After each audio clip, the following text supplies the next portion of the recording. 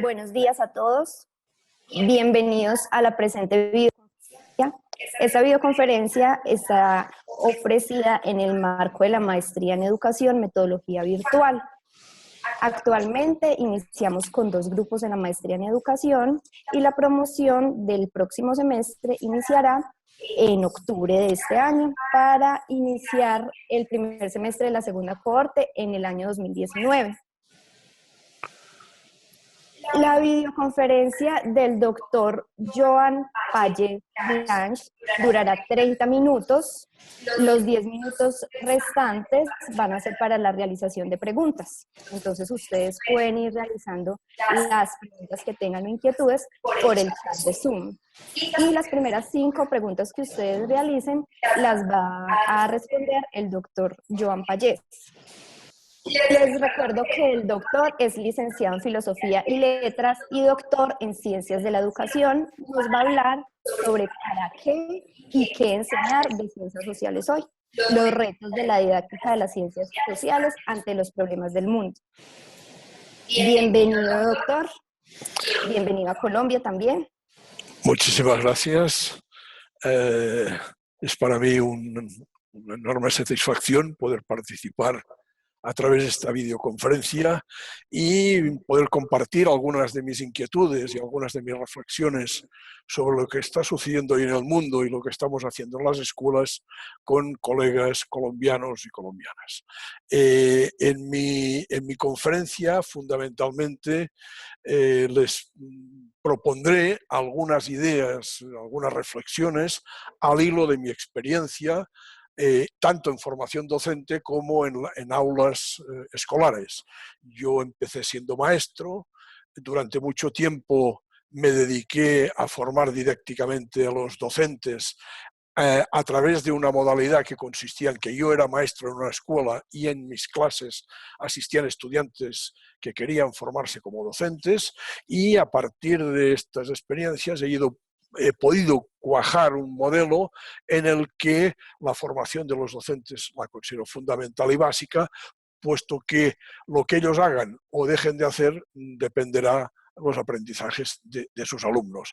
Hoy creo, además, con más importancia, con mayor motivo, porque la escuela ha dejado de tener el monopolio de la transmisión de información y, en consecuencia, probablemente no se ha de centrar tanto en transmitir conocimientos, sino en ayudar a los jóvenes a analizar las informaciones que les llegan a través de los medios. Si me pueden visualizar las diapositivas. Utilizaré un conjunto de diapositivas para que ustedes puedan de alguna manera seguir mejor mi intervención.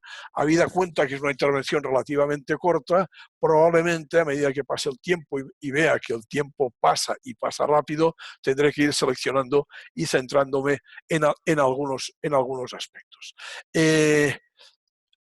Como verán, supongo que ellos también ven las imágenes en pantalla, como verán, el título es ¿para qué y qué hemos de enseñar de ciencias sociales hoy?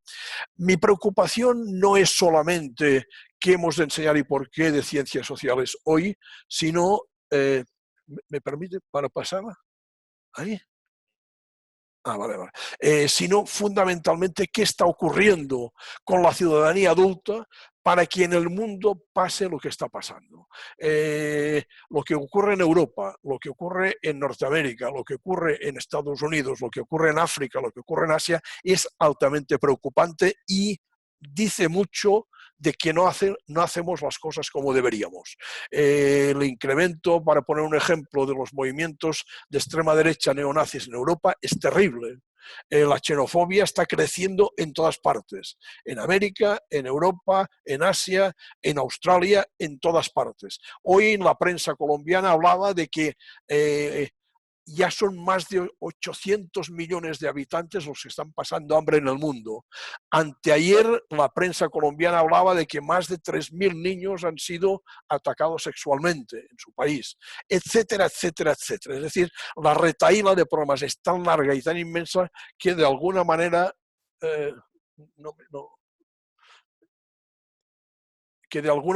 digamos, pienso que la escuela ha de intentar planteárselo y planteárselo de una manera, digamos, eficaz para que las jóvenes generaciones tomen medidas, empiecen a pensar que el mundo en el que están viviendo no es el mundo mejor en el que podían vivir y por tanto pongan los medios para intentar acabarlo. En mi intervención haré una rápida presentación sobre quién soy, muy rápida, y en qué creo. Quizá me entretendré un poco más en qué creo. Luego veremos una panorámica de lo que ocurre en el mundo y me centraré fundamentalmente en el último punto, en el cuarto, que deberíamos enseñar de ciencias sociales hoy. Ya les han informado, soy licenciado en Filosofía y Letras, les voy a indicar la contradicción entre mi formación y mi práctica.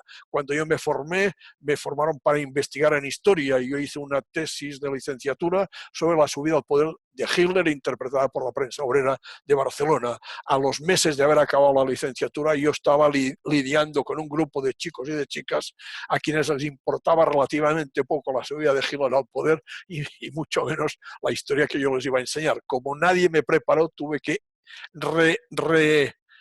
no reformarme, sino empezarme a formar de cero, porque nadie en la universidad me había dicho que la salida fundamental de quienes como yo cursaban estudios en filosofía y letras y en historia era la enseñanza. Posteriormente aprendí en la práctica, ya mi tesis doctoral se centró en el desarrollo del currículum y en el pensamiento del profesor. Es un ámbito en el que me siento mucho más cómodo porque realmente todo lo que tiene relación con la formación inicial y continuada del profesorado se ubicaría en cómo profesionalizamos a los docentes para que tomen decisiones en relación con el currículum. En este quién soy hay algo que me parece fundamental y que muy a menudo perdemos de vista. Yo soy docente, pero antes de ser docente he sido alumno y como alumno he sido niño. Muy a menudo olvidamos esta trayectoria. Yo soy de los que pienso que mi desarrollo profesional como docente se formó desde el primer día que yo entré en una escuela. Es decir, allí empezaron a construirse imágenes mentales que, por supuesto, si yo me hubiera dedicado a la astrología, no hubiera utilizado. Pero como me dediqué a la enseñanza, en algún momento de mi trayectoria empezaron a manar y me han servido para saber qué podía hacer y qué no debía hacer. Este recorrido, yo llevo más de 40 años en la vida profesional, nunca lo he perdido de vista. Es decir, mi recorrido como alumno desde muy jovencito, yo creo que mis papás me llevaron a la escuela a los 3 o 4 años, hasta hoy ha sido fundamental para intentar tomar decisiones que lesionen lo menos posible a los niños y a las niñas, que aunque sean niños y niñas no son tontos, son ciudadanos y ciudadanas con capacidad de pensar y de pensarse. Esta es un poco la imagen que en algún momento me permitió visualizar esto cuando un día mi mamá me dio una fotografía que me habían hecho a los 4 o 5 años en la escuela.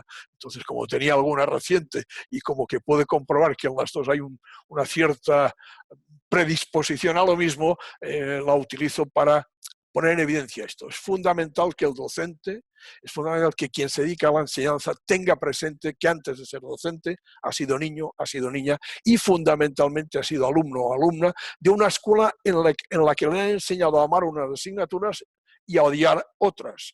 Evidentemente la tarea de un docente no es ni enseñar a amar ni enseñar a odiar, es enseñar a utilizar los saberes para que cada uno crezca como persona y los utilice en función del futuro que quiere construir. Por eso es fundamental tener en cuenta cuál es la tarea de la escuela hoy. Yo creo que de la escuela siempre.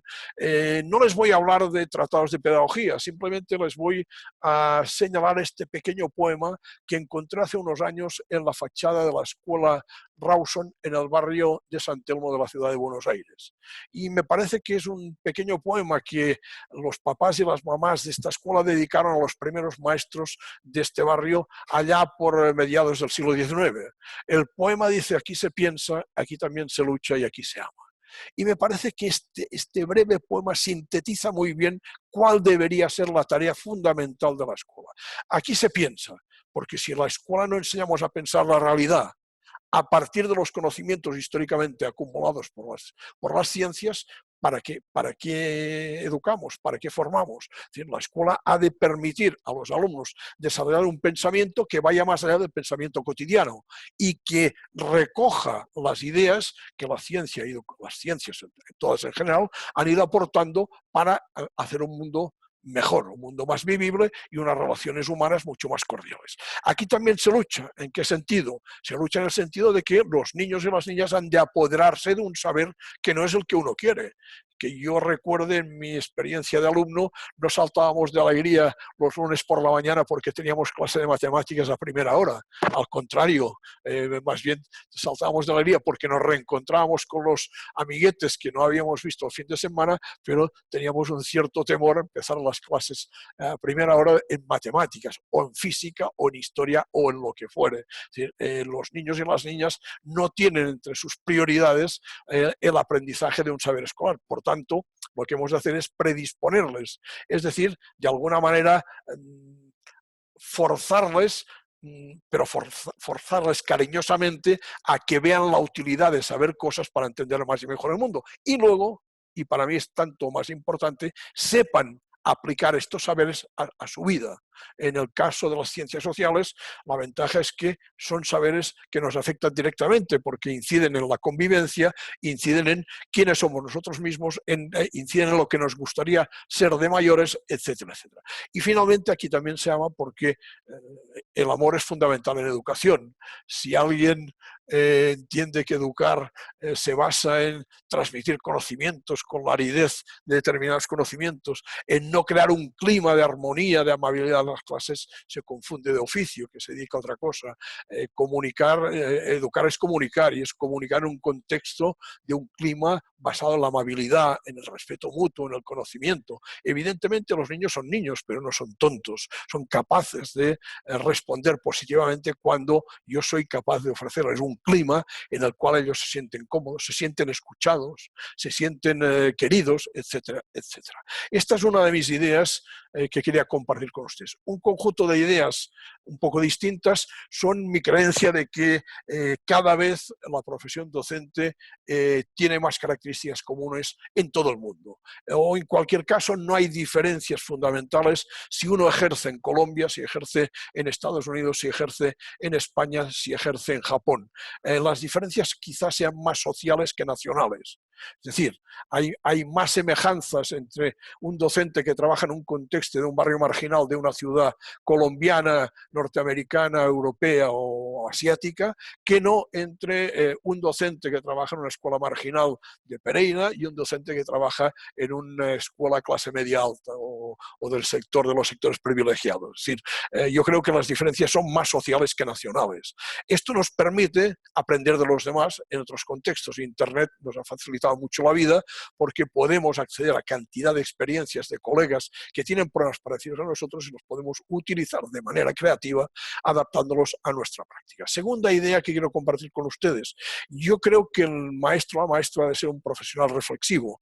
Como cualquier otra profesión universitaria, ha de ser una persona que se la ha de preparar para tomar decisiones en el complejo mundo de la práctica. Es decir, en un mundo que solo conoce el docente. Aquí hay siempre una falacia. Cuando uno cambia el currículum, entiende que cambiando los papeles cambian las prácticas.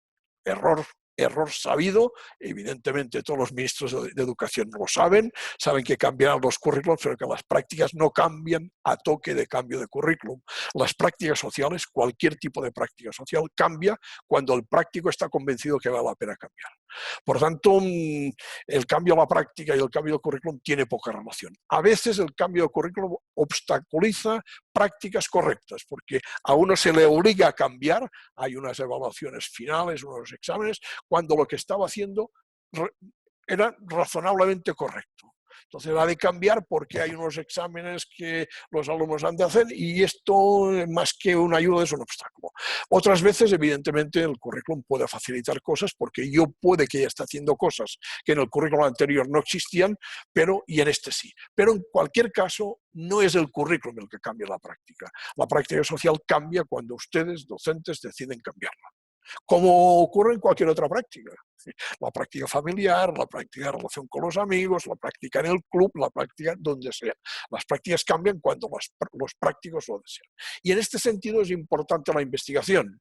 Es importante ver como si se investiga lo que se está haciendo en las aulas, si se investiga lo que están haciendo otros colegas, si los mismos docentes dan a conocer lo que han hecho y justifican por qué lo han hecho, esto permite un cambio de prácticas y permite un desarrollo de las competencias profesionales que son fundamentales en cualquier oficio y en cualquier profesión. Y otra idea que quiero compartir con ustedes se visualiza en este juego de triángulos. La escuela educa para el futuro. La escuela no educa ni para el presente ni para el pasado. Educamos en el presente, condicionados por un pasado, pero queremos que los saberes se proyecten hacia el tiempo que los muchachos pueden construir. Y en este sentido me parece fundamental establecer esta relación dialéctica de pasado hacia el futuro, con la mediación del presente, porque es en el presente donde nosotros tenemos ciertas condiciones que vienen dadas del pasado, pero también es en el presente donde tomamos decisiones que condicionarán el futuro. Este juego dialéctico es fundamental. Yo creo que cualquier docente ha de saber que el presente es siempre un tiempo efímero. Nunca tenemos tiempo para acabar los programas, ¿no? Esto es muy habitual. No podemos acabar. O bien el alumno no he tenido tiempo para acabar los deberes, ¿no? Pues bueno, el presente es siempre un tiempo efímero, pero es el tiempo de la acción, es el tiempo en el que ponemos las bases de aquello que queremos cambiar y de aquello que queremos transformar para el futuro. Y en este sentido, evidentemente, nuestros chicos y nuestras chicas tienen muy poco pasado, tienen mucho presente, pero fundamentalmente tienen mucho más futuro, y es hacia donde quieren proyectarse. Esta es una idea que me parece clave, porque la formación de la ciudadanía pasa por hacer bien las cosas en las escuelas. Si en las escuelas somos capaces de pensar los currículums en términos de aquello que los muchachos pueden aprender o dejar de aprender, las cosas irán mucho mejor. Como les decía, el mundo es cada vez más pequeño y verán cantidad de materiales en todas partes. Este es un texto gringo, este otro es un texto canadiense, luego les enseñaré algunos textos franceses, etcétera, etcétera. La idea puede venir dada por este pensador anarquista, Kropotkin, que en los finales del siglo XIX decía cosas tan sensatas como esta: la geografía debe enseñarnos desde nuestra más tierna infancia que todos somos hermanos, cualquiera que sea nuestra nacionalidad. En nuestro tiempo de guerras, de autoengaño nacional, de celos y odios nacionales, hábilmente nutridos por personas que persiguen sus propios intereses egoístas, personales o de clase, la geografía debe ser un medio para disipar estos prejuicios y crear otros sentimientos más dignos de humanidad. Yo cada vez recorro más a los clásicos, porque creo que muchas de las cosas dichas por Paulo Freire, en este caso por Kropotkin, o dichas por Dewey, o dichas por los pensadores europeos en el periodo de entreguerras, entre la Primera y la Segunda Guerra Mundial, aún no se han conseguido y aún pueden ser útiles en el mundo de las tecnologías de la información. Y una de ellas es esta: las fronteras son construcciones humanas, no son realidades naturales. Las personas, los seres humanos, vivamos donde vivamos, tenemos las mismas necesidades, tenemos los mismos problemas. Lo que ocurre es que construimos cultura y ello nos permite resolver las necesidades y los problemas de manera distinta. Pero todo el mundo ríe y llora, todo el mundo se alimenta, todo el mundo nace y todo el mundo muere. Y esto es común a la humanidad, no al resto de seres vivos. Los animales no tienen cultura y por tanto los perros repiten exactamente lo mismo hoy que hace 1000, 2000, 5000 o 10.000 años. Los humanos no. Los humanos construimos cultura y si lo repetimos es porque nuestra cultura no está bien integrada ni asimilada. Pero si tenemos cultura es precisamente porque hemos tenido la capacidad de pensar los problemas y darles respuestas de acuerdo a nuestro medio, de acuerdo a nuestro contexto. Estos son más materiales, todo esto son obras muy recientes y en todas ellas, digamos, hay la voluntad y el interés de focalizar los conocimientos en el desarrollo del pensamiento. Otra de las ideas en las que creo, la enseñanza de los estudios sociales, es de un profesor canadiense, Wayne Rose, norteamericano pero que vive en Vancouver, es un pensador crítico muy potente. La enseñanza de los estudios sociales no debería reducirse a un ejercicio para implementar el listado de actividades predefinidas por políticos, autores de manuales o exámenes de alto impacto. Al contrario, los profesores deberían estar activamente comprometidos a la consideración de la permanente pregunta del currículum: ¿cuál es el conocimiento más valioso?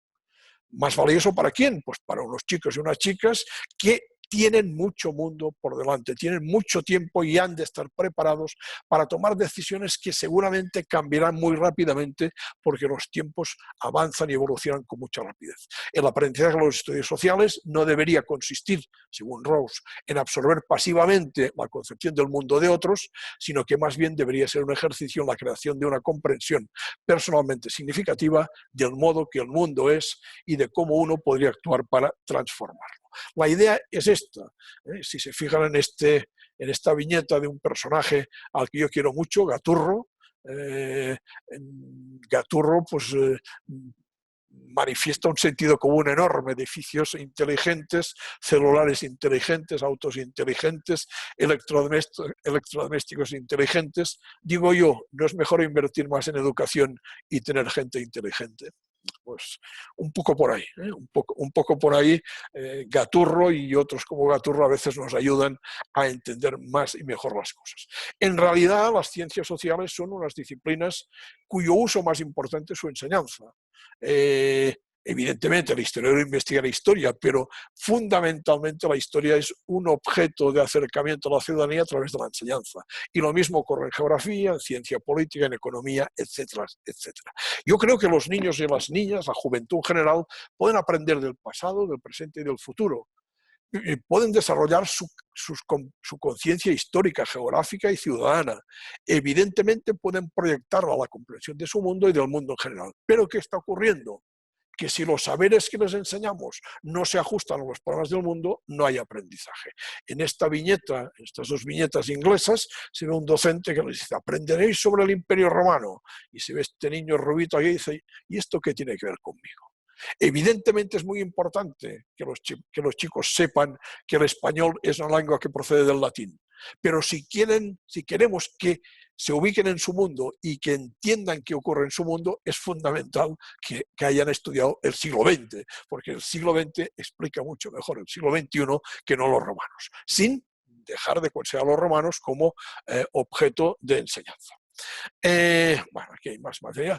No parece, sin embargo, que la ciudadanía de los países donde se enseñan ciencias sociales haya desarrollado esta conciencia histórica, geográfica o democrática y tenga un pensamiento crítico, o al menos no parece que lo usen. ¿Por qué? Bueno, pues lo que vemos diariamente, la violencia terrorista, gobiernos o gobernantes mejor, que no tienen ni idea de lo que significa gobernar. Ahí vemos dos ejemplos. Este ha tenido que dimitir, este fue el presidente español, este no ha dimitido, pero obtuvo el poder de una manera muy, muy rara. Putin es un pequeño zar que se eterniza en el poder manipulando a los rusos.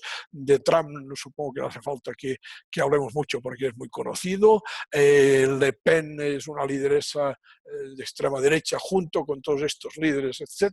Y bueno, y acciones como esta joven islámica que se enfrenta a neonazis suecos, quiero recordar, o noruegos, no me acuerdo, haciéndose un selfie, ¿no? Demostrando que ella pues, es muy libre de ser islámica o musulmana si respeta los derechos humanos. La violencia como medio para solucionar todo tipo de conflictos, la pobreza y el hambre, de nuevo la violencia que como tenemos constancia diariamente, tiene a los ancianos, a las mujeres y a los niños como el eslabón más débil. Hace más o menos un mes la aviación de Arabia Saudí bombardeó un autobús de transporte escolar y murieron 40 y tantas personas. Sin embargo, el embajador de Arabia Saudí en Estados Unidos se permitió el lujo de decir, es que ustedes dejarían de pegar a las mujeres, pues esto es lo mismo, nosotros no dejaremos de bombardear al Yemen.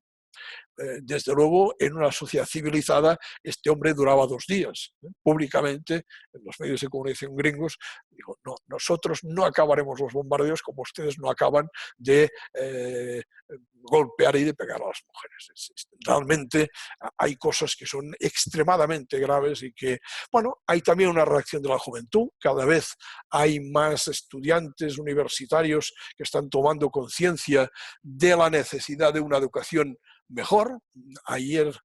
Hoy he leído, creo que en las universidades de Manizales están en huelga, reivindicando que no se recorten los fondos públicos para mantenimiento de la universidad, y aquí igual, ¿no? Violencia física contra las mujeres, menosprecio a las minorías étnicas, la tercera edad, los ancianos después de trabajar mucho tiempo están despreciados, trabajo infantil, violencia contra los diferentes sexualmente, en distinto trato si una es una mujer islámica que se baña con el bañador que prescriben los códigos islámicos, o si es una católica y se baña con los hábitos de su orden religiosa, corrupción, dinero que va no sé por dónde, contaminación atmosférica, contaminación acuífera, etcétera, etcétera, etcétera. Las imágenes se podían, bueno, solo hay que entrar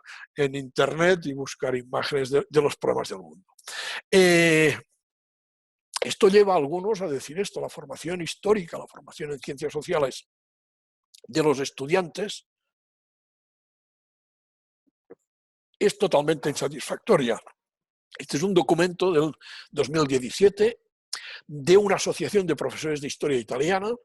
Acusan de que la formación es totalmente insatisfactoria, no promueve la cultura histórica, no promueve el pensamiento histórico ni la capacidad de relacionar los fenómenos estudiados con los problemas, y como ustedes saben, el ejemplo de que esto es así es bien evidente. En las últimas elecciones, aún no llevan un año en Italia, ganó un cómico, un payaso y un elemento de extrema derecha.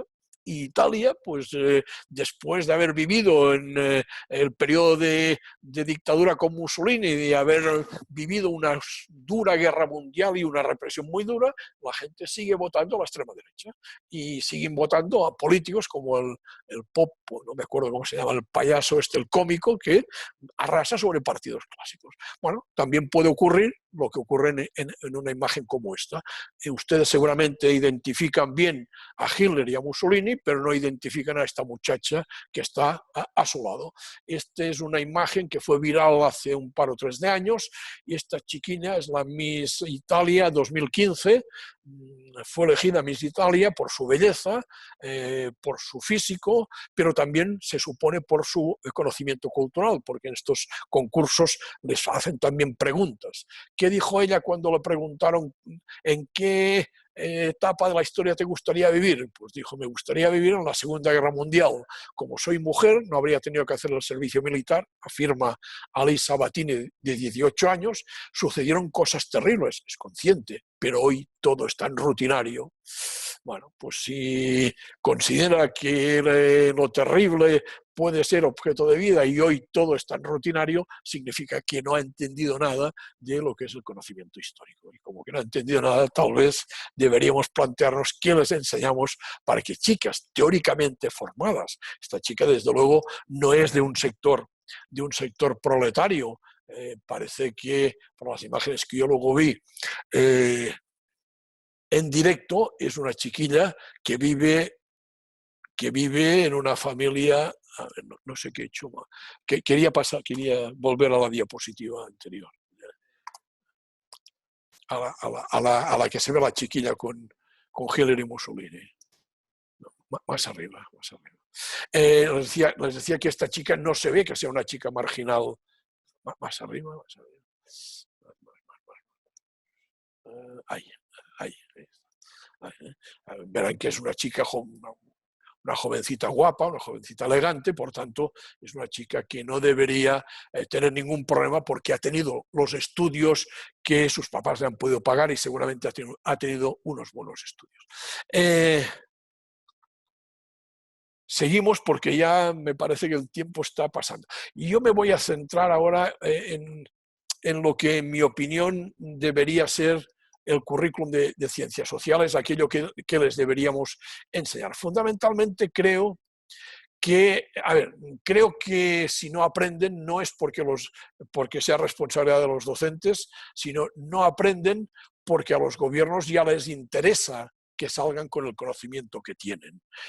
Hoy hay investigación más que suficiente para que los gobiernos, cuando reforman los currículums, sepan dónde hay que poner el énfasis, no en ciencias sociales, en matemáticas, en física y en química, y dónde hay que poner el énfasis en la formación del profesorado para que el profesorado pueda enseñar cosas. Por lo tanto, digamos, yo creo que los gobiernos les interesan más mentes llenas que mentes bien formadas, mentes llenas de información que no siempre dominan, a mentes que pueden validar la información, pueden saber de dónde viene la información que les llega a través de los medios o de las redes y en consecuencia puedan actuar en consecuencia. Estas imágenes demuestran un poco cómo una de las intenciones es que asuman que se les meta en su cabeza el currículum prescrito. Sin embargo, si ven la otra imagen, ven que los muchachos aparentan estudiar, pero en realidad no aprenden absolutamente nada porque no les interesa.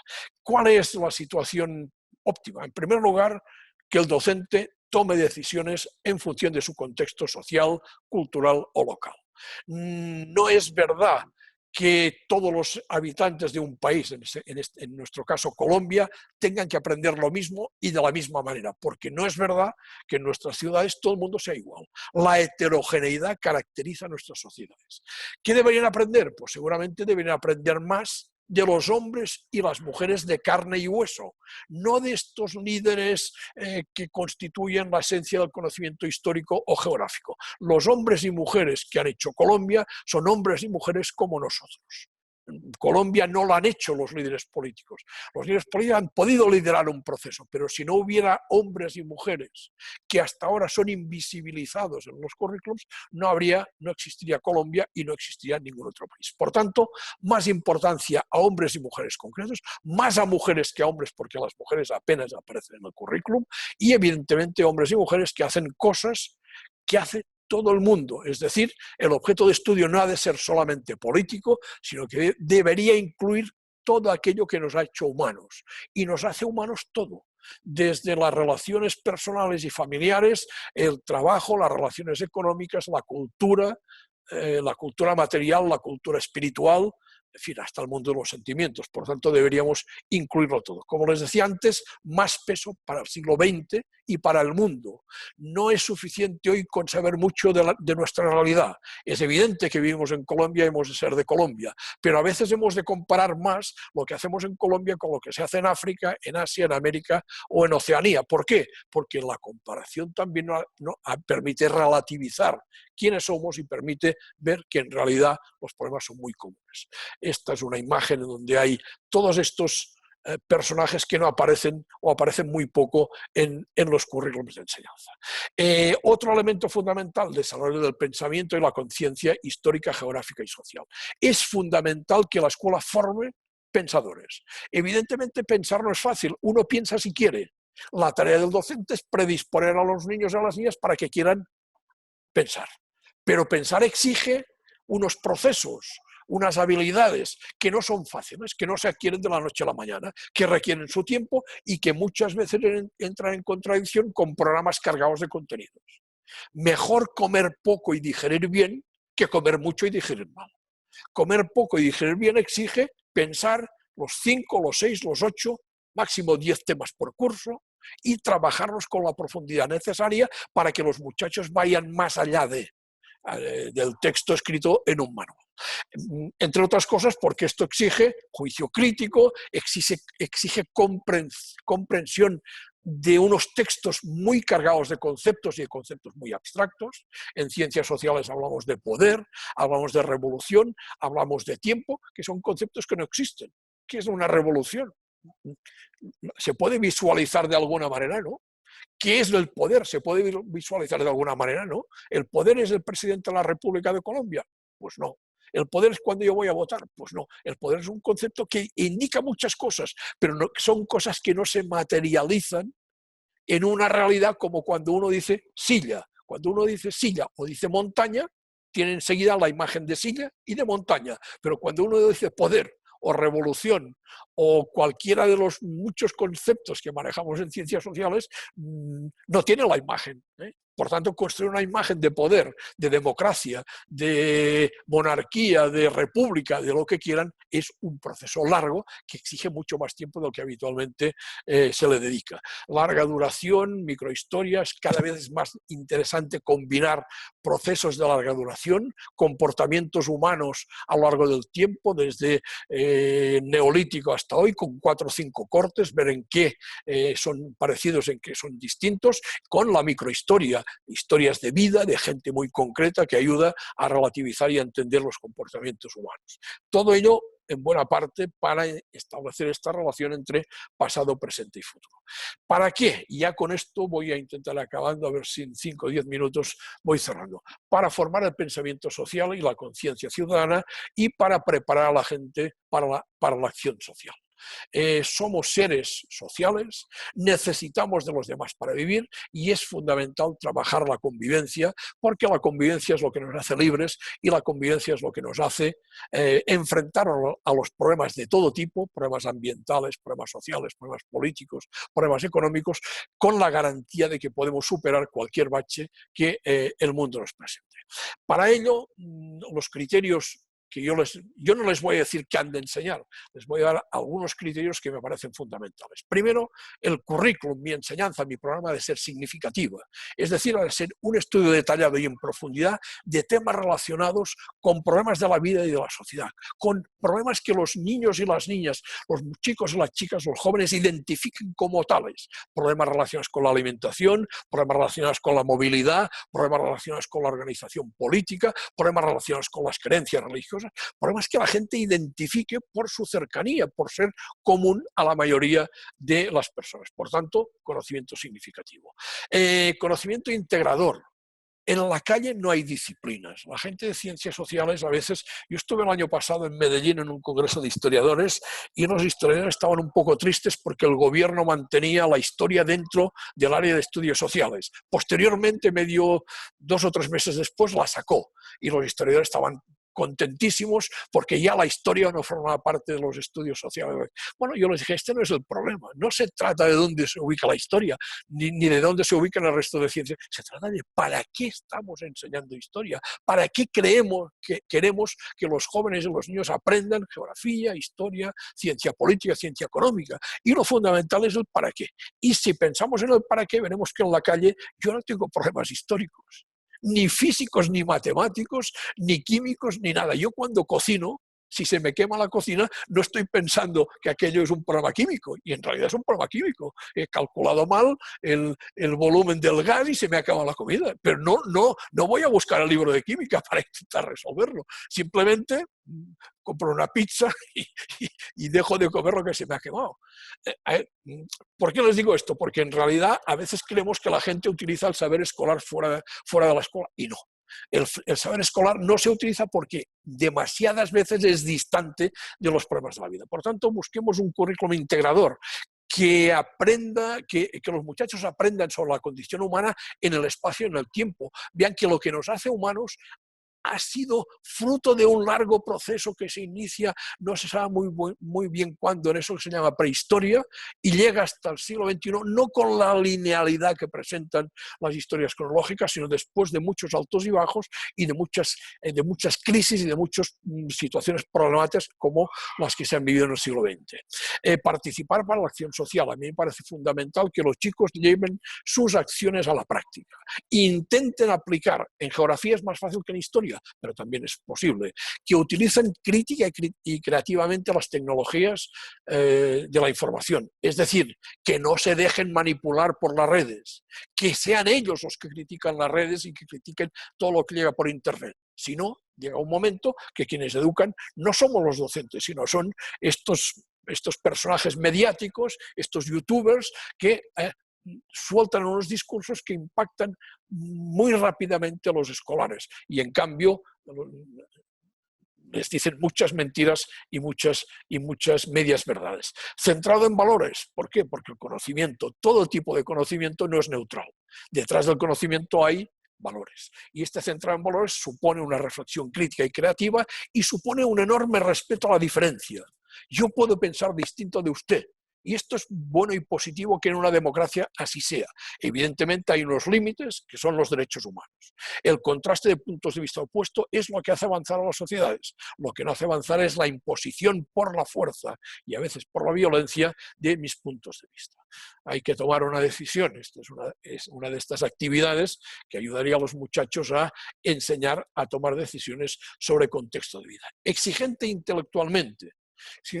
Intelectualmente significa fundamentalmente fomentar la participación reflexiva y el desarrollo del pensamiento. No significa demostrar que te sabes de memoria en qué año tuvo lugar la Revolución Francesa, en qué año acabó la Primera Guerra Mundial, quién fue el primer virrey de Nueva Granada, etcétera, etcétera. Este es un conocimiento factual poco útil para entender el mundo.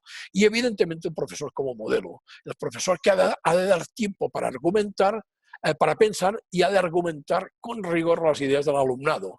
El profesor como una persona que no la sabe todo, sabe unas cosas, pero otras no tiene por qué saberlas. Lo que sí tiene es la capacidad de aprenderlas y para ello les puedo decir a solo, mira, esto no lo sé, pero me informo y mañana te respondo. Activo en el sentido de que el alumno ha de construir sus propios significados y evidentemente construir sus propios significados significa activar neuronas, no significa moverse en el aula, no significa hacer trabajo en grupo y arrastrar las sillas y las mesas. También puede significarlo, pero fundamentalmente significa que el alumno activa sus neuronas, es decir, que ante un problema piensa. Ante un problema busca información, contrasta puntos de vista sobre este problema y de alguna manera le ayuda a entender lo que sucede en el mundo y las situaciones reales. Y finalmente, un currículum que sea profesionalizador, es decir, un currículum, miren, yo creo que lo más interesante de la tarea docente es la cocina, es aquello que yo hago antes de ir a clase. Aquello que yo escenifico y aquello que yo preparo y los materiales que quiero que los alumnos trabajen y las actividades que estoy diseñando, lo fundamental para mí es la cocina. Si yo he preparado bien el plato, luego los estudiantes ya lo condimentarán. A alguno le gustará que sea más salado, otro que no sea tan salado. Pero lo fundamental es lo que yo hago en la fase preactiva. En la fase activa, yo puedo haberme confundido y equivocarme en alguna actividad, pero es igual, yo la cambio sobre la marcha. Los muchachos lo que agradecen es tener la ocasión de degustar el plato que yo he pensado, y no que yo les narre el plato que he pensado. Ellos quieren degustarlo, quieren probarlo, y si les gusta seguirán volviendo a este restaurante. Evidentemente en la escuela tendrán que volver porque no les queda más remedio, pero fuera de la escuela en otros contextos no sería así. Por tanto, profesionalizador. El docente ha de adecuar el contenido a una realidad que solo él conoce, que no conoce ni el ministro ni el secretario de Educación de su ciudad, sino que cada docente conoce porque la vive diariamente, que fomente la innovación y la calidad de la enseñanza y, por supuesto, la investigación, y que suponga una revisión en profundidad de la formación inicial y continua del profesorado. El profesorado, como cualquier otro profesional, debe renovar continuamente sus conocimientos. ¿Por qué? Porque las cosas cambian a una velocidad enorme. Como decían los hermanos Miguel y Julián de Zubiría ya por el año 1987, son, como ustedes saben, dos pedagogos colombianos, creo que uno de ellos ya murió. El problema no está en el bajo nivel de conocimiento que la enseñanza actual de las ciencias sociales está produciendo en nuestros alumnos, sino en que estos no logran una real comprensión de lo social. La solución, en consecuencia, no está en facilitar el conocimiento, sino en garantizar la comprensión. Y este es el reto. Y para acabar voy a pasar rápidamente unas diapositivas porque me parece... no sé qué he hecho. A ver, vamos a ver si soy capaz. Como ustedes puedan comprobar, yo no soy nativo digital y en consecuencia a veces tengo problemas. Para concluir, pensad siempre que resulta complicado cambiar las cosas para mejorarlas, pero pensad también que a la larga vale la pena. Suelo concluir mis citas con esta pequeña frase del libro rojo del cole, un libro que en los años 70 tuvo bastante impacto en Europa. Pretendía emular el libro rojo de Mao Zedong y el autor pretendía que estas citas las habían hecho los alumnos, en realidad las había hecho el autor del libro, pero tiene bastante gracia, ¿no?, pensar que este grupo de jóvenes ahí aguerridos y atrincherados como para ir a una revolución, nos digan que vale la pena cambiar la realidad, que es difícil, que no es fácil el cambio, pero que a la larga vale la pena. Pues a eso los invito. Si mi charla puede serles útil, lo ha de ser en tanto y cuanto les sirva para cambiar su realidad. Y su realidad no la voy a cambiar yo, ni se va a cambiar desde el programa de la maestría en educación. La van a cambiar ustedes si aprovechan bien lo que los docentes de esta maestría les quieran compartir con ustedes. Muchas gracias.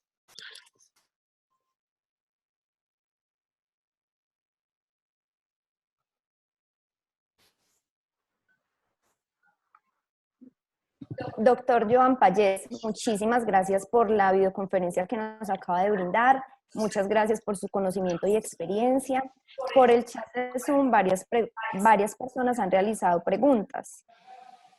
Voy a leer la primera pregunta del señor John Henry y dice: ¿y no juegan papel importante los sistemas educativos propuestos y impuestos por los gobernantes en la forma como se ejerce el oficio del docente en cada nación?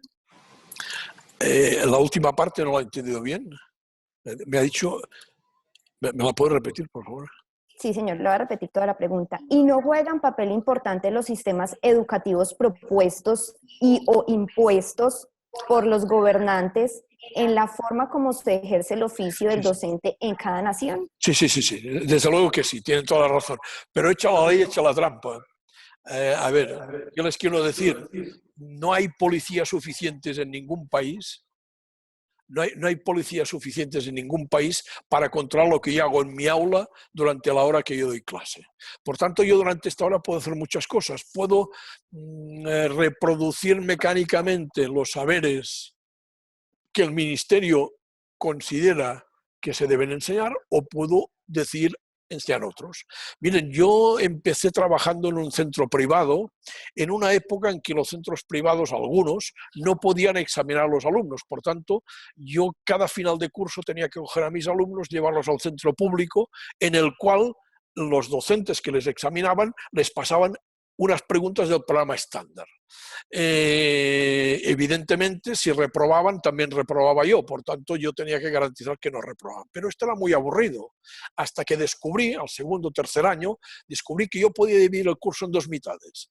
En una primera mitad yo les enseñaba ciencias sociales e historia, y trabajábamos muy pocos temas para que ellos aprendieran y desarrollaran su pensamiento histórico y social. Y en la otra mitad aprendían de memoria los contenidos de los que tenían que dar cuenta en los exámenes estatales. Y esto nadie me dijo en absoluto que no podía hacerlo. Lo hice, consulté, informé a los papás que trabajaríamos de esta manera, y los papás no encontraron ningún problema. Hace de esto 50 años, porque hará 3 meses antes de nuestro verano, la escuela en la que yo trabajaba celebraba el 50 aniversario y me invitaron.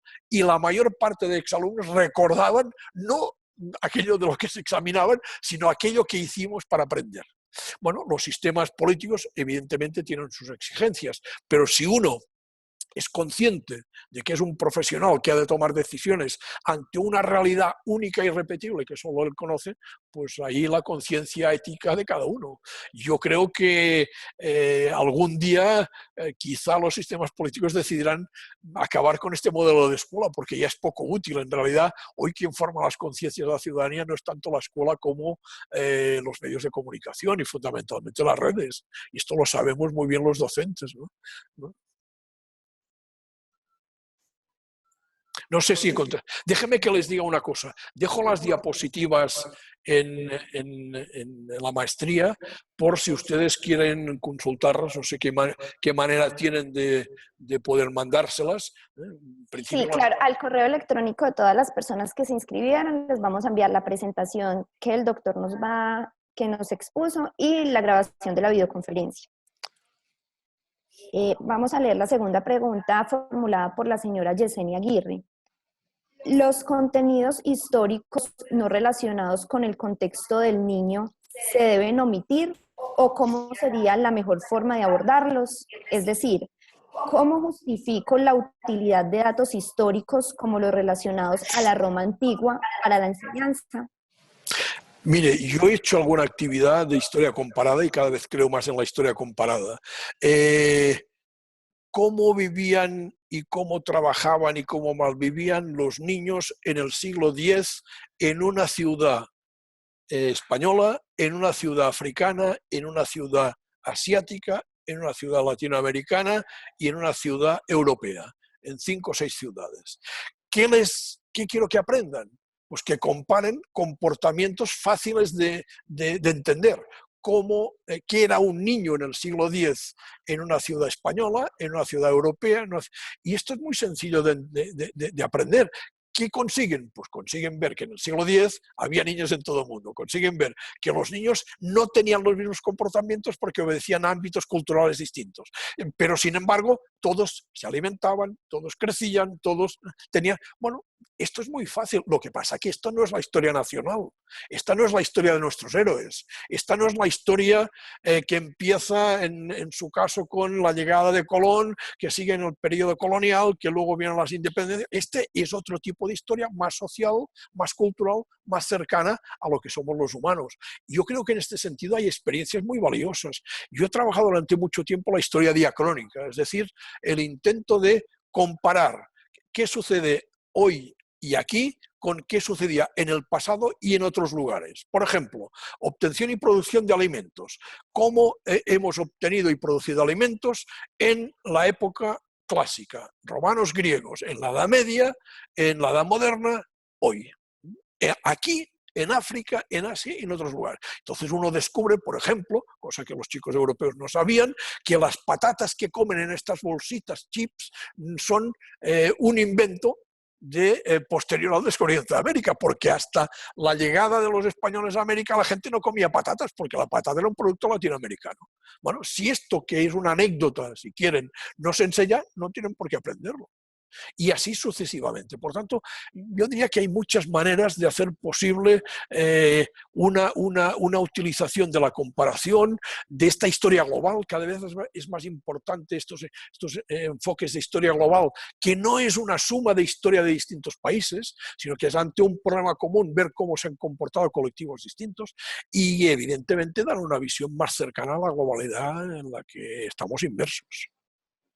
Por tanto, yo diría que todo es posible si uno está convencido y evidentemente tiene los medios. A veces nos dicen, es que no hay medios, pero cada vez hay más medios. En Internet tenemos de todo y más. Tenemos imágenes y fotografías de otras culturas. Es muy fácil coger y comparar una ciudad andina, de la cultura inca, una ciudad maya, una ciudad azteca, con Egipto, con cualquier ciudad en la India, en África.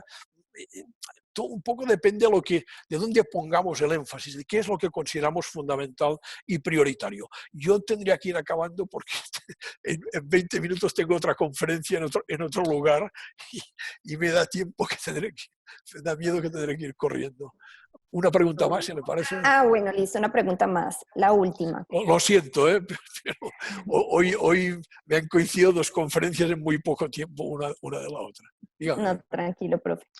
Enid Castaño plantea, ¿cómo trabajar currículos más humanistas?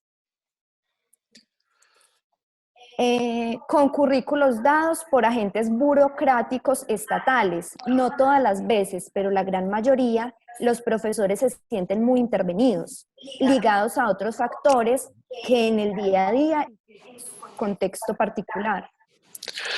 A ver, yo ya les he dicho antes mi posición. Yo llevo muchos años trabajando, he participado en la construcción de muchos currículos de muchos países, de mi propio país. Trabajé en los derechos básicos colombianos hace un par de años. Sin embargo, yo jamás utilizo el currículum si el currículum no se ajusta al grupo de alumnos que yo he de enseñar. Por tanto, yo creo que mi profesión docente exige que yo sea un práctico reflexivo, que sea capaz de ver qué alumnos tengo enfrente, cuál es el punto de partida de estos alumnos y cómo yo adecuo los conocimientos a ellos. Que no pueda enseñar todo el programa previsto, pues mira, lo siento mucho, pero tampoco lo aprenderán. En todo caso, lo memorizarán. Y lo que yo pretendo es que aprendan cosas que les sean útiles para la vida.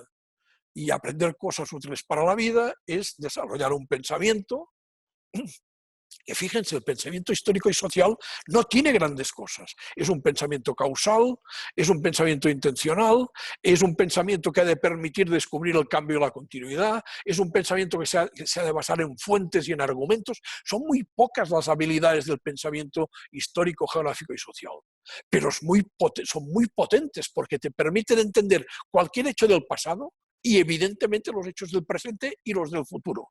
Y esto exige, pues eso, seleccionar muy bien qué es lo que yo quiero que aprendan mis alumnos. Y seguramente exige poner más el énfasis en habilidades de pensamiento y en problemas sociales relevantes, más que en conocimiento factual presentado cronológicamente en el caso de la historia, porque evidentemente a un chico, un niño, una niña de 10, 12 años no les dice absolutamente nada la prehistoria. Bueno, es un cuento para ellos. Vivían en cuevas, mataban mamús, pero no les aporta nada. Lo que les aporta es poder comparar qué ocurría en un periodo de 100, de 500 o de 1000 años, en unos aspectos claramente definidos. Lo que les aporta es que los protagonistas de estos hechos sean niños, sean mujeres, sean ancianos, sean gente como la gente que ellos conocen en su entorno. O en otros entornos, no necesariamente son, pero sean gente humana, personas, hombres y mujeres que no aparecen como tales en nuestros currículos. Hacer esto es una pequeña revolución, es lo que les decían los jovencitos del libro rojo del cole, es intentar cambiar, a pesar de que no es fácil y que hay, evidentemente nadie quiere. Miren, hay una investigación hecha por una autora francesa que descubre que los currículos de historia franceses, desde el final de la Segunda Guerra Mundial hasta hoy, han sido responsabilidad de los ministros o las ministras de turno que han pagado a historiadores y a geógrafos para que hagan los currículos. Ni unos ni otros tenían ni la más remota idea de lo que sucede en las aulas. No conocen la investigación educativa ni la investigación didáctica y, por tanto, ¿en qué se inspiran? En un conocimiento que es bueno que sea un conocimiento actualizado, pero además es bueno que sea un conocimiento útil. Si es un conocimiento actualizado pero no es útil, no sirve para nada. Y resulta, o paradoja, que el conocimiento escolar no es un conocimiento útil. ¿Por qué? Porque aquella parte de la investigación histórica que no interesa a los gobiernos no emerge. ¿Por qué no hay más mujeres en la historia? Porque no hay investigación sobre la historia de las mujeres. Hay muchísima investigación sobre la historia. ¿Por qué no aparecen más los afros en la historia de Colombia? Es que no hay historia sobre... Hay muchísima historia sobre los afros. ¿Por qué no aparecen más los indígenas? Es que no hay... Hay muchísima... Y así sucesivamente, acá y en todas partes. Por tanto, a veces somos los docentes los que hemos de coger el toro por los cuernos y decir, yo soy el responsable de educar a estos 25, 30, 40 muchachos que se pasaron un curso conmigo. Y yo quiero que al final de curso, como mínimo, hayan aprendido a dudar, como mínimo hayan aprendido a descubrir los cambios en las continuidades, a explicarse algunos, sepan manejar argumentos y sepan defender con argumentos alguna idea coherente. Punto. Estas son los 5 grandes finalidades de un curso. Que no me saben quién fue cualquier personaje importante de la historia española, me da absolutamente igual, ya lo aprenderán. En todo caso, les digo, vayan a Wikipedia, que en la Wikipedia está todo, excepto el pensar. Bueno, no sé si era esto lo que querían ustedes que compartir. Claro que sí, doctor. Muchísimas gracias. Tenemos muy buenos comentarios en el chat y en Facebook. Lastimosamente, pues ya no tenemos más tiempo. Esperamos que nos pueda acompañar en futuras videoconferencias para profundizar más sobre el tema.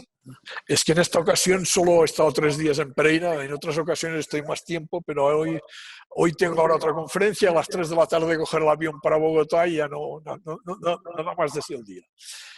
Un gusto, muchísimas gracias por la oportunidad, espero leer sus comentarios y si no les importa y me pasan la conferencia en vídeo los comentarios, me irán muy bien. Muy bien, buenos días. Bueno, doctor, muchas gracias. Hasta luego.